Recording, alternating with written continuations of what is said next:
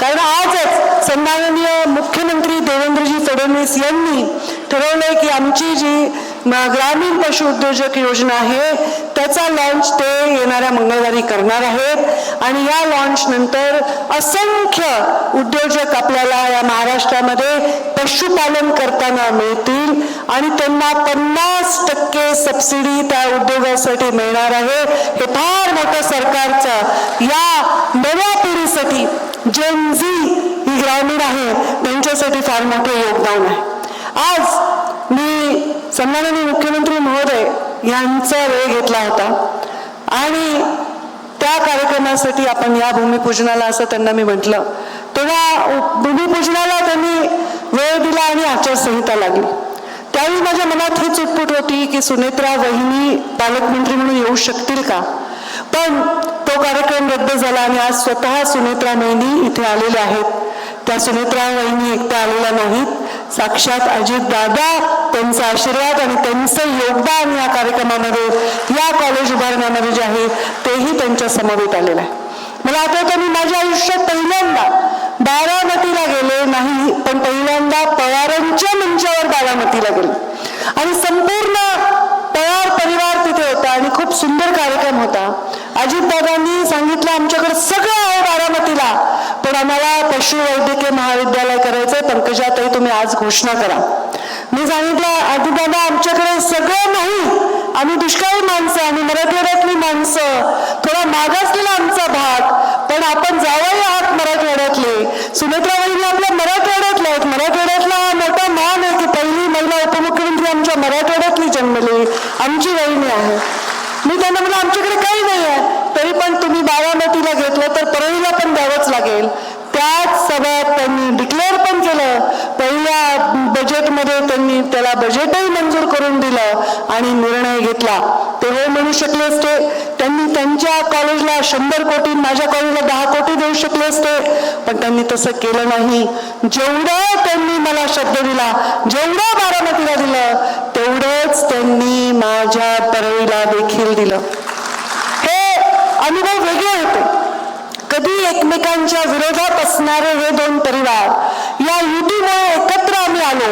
अनेक वर्ष वहिनी मी या दादांना दुरून पाहत होते, एकमेकांच्या विरोधात आम्ही प्रचार सभाही केल्या असतील, पण जेव्हा मी पालकमंत्री दादा झाले, दादा उपमुख्यमंत्री झाले, अनेक वेळा मला त्यांच्याबरोबर प्रवास करण्याचा योग मिळाला आणि जेव्हा आम्ही विमानामध्ये प्रवास करायचो दादा भयंकर गप्पा मारायचे, सगळं सांगायचे. पशुसंवर्धनाची त्यांना किती आवड होती, त्यांच्या तरुण वयामध्ये त्यांनी कसं हे काम केलेलं आहे, म्हणजे डेअरीचं असेल, कुक्कुटपालनाचं असेल, हे त्यांचं फार मोठं त्याच्यामध्ये योगदान आहे आणि त्यांनी खूप चांगले सजेशन त्यांनी दिले आणि खूप चांगला एक बॉन्ड तयार झाला आणि खूप काही आपल्या बीड जिल्ह्याला करायचं आणि ते करण्यासाठी मी पालकमंत्री झाले तेव्हाही मी केलं. आधी माझे वडील मुंडे साहेब त्यांनी अगदी शून्यातून हे विश्व निर्माण केलं. या परळीमध्ये एका छोट्याशा नात्यामध्ये जन्म घेतला आणि देशाच्या एवढ्या मोठ्या पदापर्यंत गेले.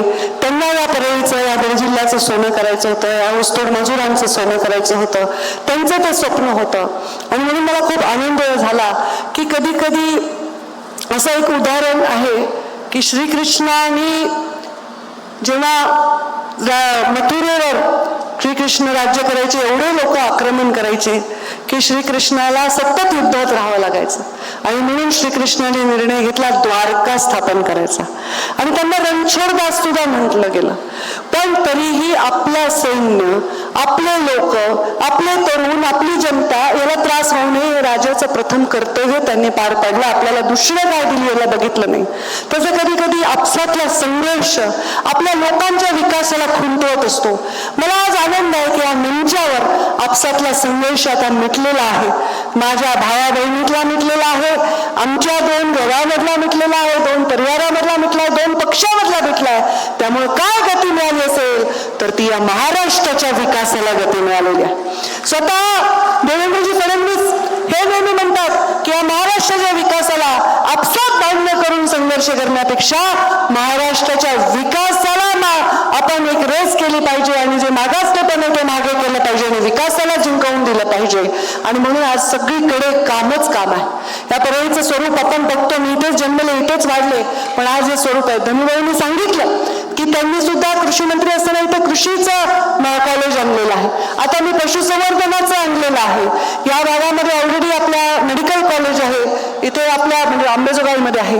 थर्मल पॉवर स्टेशन आहे. थर्मल पॉवर स्टेशन काही खूप चांगली गोष्ट नाही आहे, कारण त्याच्यामुळे फार प्रदूषण पण होतं, पण तरी ते प्रदूषणावर कंट्रोल करायचा प्रयत्न करू. या भागामधले लोक कष्टाला मागे पुढे पाहत नाही, कोणाला भीत नाही, किती अडचण आली तर कधी ते थकत नाही, कोणासमोर झुकत नाही आणि त्यांच्या संघर्षासाठी चालणाऱ्या प्रवासात कधी रुकत नाही. ही शिकवण मुंडे साहेबांची आपल्याला होती. दादांचा हा अनुभव माझ्यासाठी खूप मोलाचा राहील. मला दादांच्या शोकसभेमध्ये विधानसभेत खूप भरभरून बोलायचं होतं, पण बोलता नाही आलं. त्यांचा तो अनुभव, त्यांचा तो मिश्किलपणा, त्यांचं ते हसणं, त्यांचं पटकन बोलणं. मागचा इथे कार्यक्रम होता, वहिनी इतके फटाके उडवले आमच्या कार्यकर्त्यांनी, धनुभाईंनी तो कार्यक्रम घेतला होता आणि मला दादाला खूप चटके बसले. तर त्यांनी फार सबत सांगितलं, अरे तुम्ही खूप फटाके उडवले पण आम्हाला चटके बसले. इकडे पर्यावरण मंत्री असताना फटाके उडवायचे नाही म्हणून आम्ही असं काही स्वागत इथे करत नाहीये, कारण पर्यावरणाच्या विरोधात आहे. आणि म्हणून आणि वहिनी आपण आला आहात, एक स्त्री या महाराष्ट्राची पहिली महिला उपमुख्यमंत्री झालेली आहे आणि तिला साजेस एका घरंदाज पद्धतीने शांत सुशील सोजवळ असा कार्यक्रम आम्ही केला, धिंगाणा केला नाही, कारण तुम्ही येत आहात नाही. आमच्या पोरांना आवडतं खूप घोषणा द्यायला, ओरडा करायला. सगळ्यांनी सूचना दिल्या होत्या, चुपचाप जा बसा, आणि अत्यंत छान हा असा कार्यक्रम पार पडलेला आहे. माझ्या दोघा भाऊंच्या लाडक्या बहिणी देखील इथे आलेल्या आहेत. मोठ्या संख्येने माझ्या इथे आलेल्या सर्व लोकांचे मी स्वागत करते आणि माझ्या सगळ्यात जास्त वहिनींचं मी खूप खूप स्वागत करते. दोन पक्षाचे काय बॉन्ड होतील, दोन नेत्यांचे काय होतील, पण दोन स्त्रियांचे बॉन्ड फार स्वच्छ, सुंदर आणि सक्षम असतात. एक स्त्री म्हणून त्यांचं दुःख, त्यांचा संघर्ष मी जवळून पाहते, अनुभवते आणि मला ते समजतं त्यांना काय आहे. तर त्यामुळे त्या भावनेतून वहिनी कुठे असू, इथे आहेत म्हणून नाही, कुठे असू, नेहमी नेहमी तुमच्या पाठीशी खंबीरपणे उभं राहू आणि आपण चांगलं काम करू. या तुमच्या माहेरचं तुम्हाला जबाबदारी आहे, बीड जिल्हा मराठवाड्यातला, त्या जिल्ह्याचं चित्र बदलण्यासाठी आपण आम्हाला नेहमी सहकार्य करत राहाल हीच अपेक्षा व्यक्त करते. तुमचं परत एकदा स्वागत करते. 600 कोटी नाहीतर पंचायत होईल माझी. 600 कोटी मंजूर नाही झाले, 400 काहीतरी कोटी आहेत आणि ते बांधायला एवढं मोठं आपण व्याप्ती एवढी मोठी आहे, ते बांधायला लागतील. वेळोवेळी अधिकचं बजेट लागेल तर मुख्यमंत्र्यांनी शब्द दिला की ते देतील. ते पण येणार होते, पण त्यांनी म्हटले की आता तुम्ही भूमिपूजन आटोपून घ्या, मी लोकार्पण सोहळ्याला येईन. तर नक्कीच लवकरात लवकर लोकार्पण आपण करू. त्याच्या इथे जे काही कॉन्ट्रॅक्टर आहेत, इंजिनियर्स आहेत, त्यांची जबाबदारी आहे की जसं चित्रात दिसतंय तसं प्रत्यक्षात दिसलं पाहिजे. एक एक रुपया हा पब्लिकचा पैसा आहे, शासनाचा पैसा आहे, हा संपूर्णपणे व्यवस्थितपणे वापरला गेला पाहिजे. इथे येणारा विद्यार्थी दुसऱ्या राज्यातला येऊ, दुसऱ्या भागातला येऊ, दुसऱ्या जिल्ह्यातला येऊ, त्यांनी अभिमानाने सांगितलं बीड जिल्ह्याच्या पवईमध्ये एका सुंदर अशा महाविद्यालयामध्ये शिक्षण घेत आहे. आता सुंदर डोंगराने वेढलेलं हे ठिकाण आहे.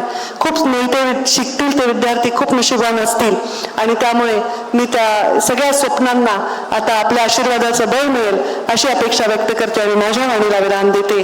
धन्यवाद. जय हिंद, जय महाराष्ट्र.